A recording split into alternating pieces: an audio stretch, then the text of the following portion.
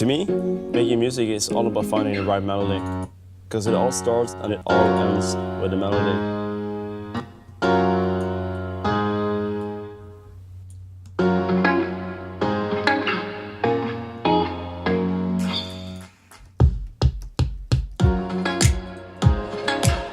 It took a while before it dawned on me that my son was actually making music.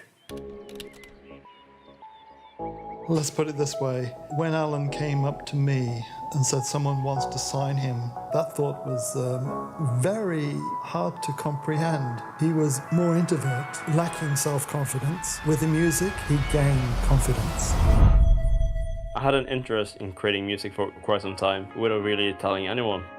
My intention back in the days when I started making music was never to make money. I just wanted people to listen to my music as much as they wanted to. He could have been here and hid his talents, but he didn't.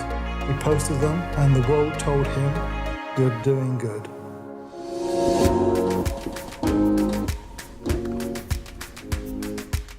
Picking the right sounds, getting the right patterns, making music is a very time-consuming process for me.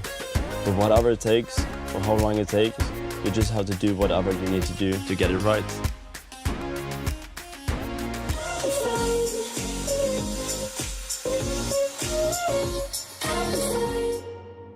The first genre that I started making was hands up and techno.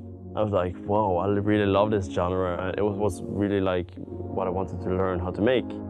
I got into this small community. The closest people that I knew was DJ Harmonix, DJ Pygmy, DJ Ness, and a couple others. In the very beginning, I did a lot of collaborations with different producers, spending many hours just focusing on learning, being a part of communities, to just improve and get better. Thankful for you two for giving the opportunity for young people to progress. I'm thankful also for No Copyright Sounds, who found him and encouraged him. It was kind of like the dream label for me. Like, I knew a couple of people that had already been on there. So back in 2014, when I first released Fade, it took about 3 months, and Peter Woodford posted a Facebook status where he asked for Norwegian house. Yeah, Alan sent me the track shortly after I posted the Facebook status. I still remember really clear how a unique sound it was, and straight away it just connected well with our audience, and it exploded, and I really knew it was a really special track. He made back to me instantly and said like, hey man, I want to sign this to No Copyright Sounds.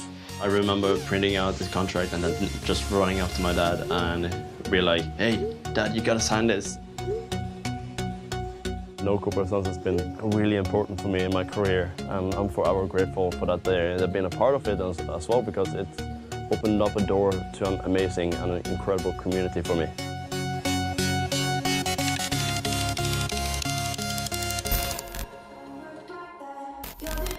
The journey that started with Fade and ended in Faded introduced me to a whole new way of making music. Although I had done a lot of collaborations with other producers online, it was a very different way of doing songwriting.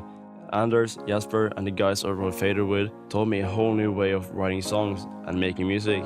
I think in the beginning when we had, when Alan and I had those first sessions, felt refreshing because we weren't constrained within those boundaries you often can be when you're with very experienced musicians. But he was thinking outside the box, and he was basing his melodies and his arrangement on instinct and passion versus this is how a song should be.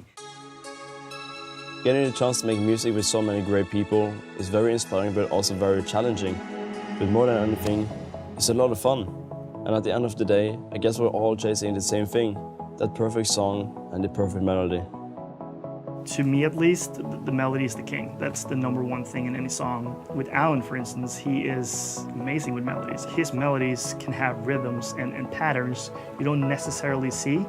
And I think that's almost his trademark too, not just the sounds he likes, but also the way he writes his melodies. So I think that's amazing. I think that helps a lot. You need that melody. And Alan has a tendency to write those really great ones. This next song has never been played live before. This is a new single, Almost Done.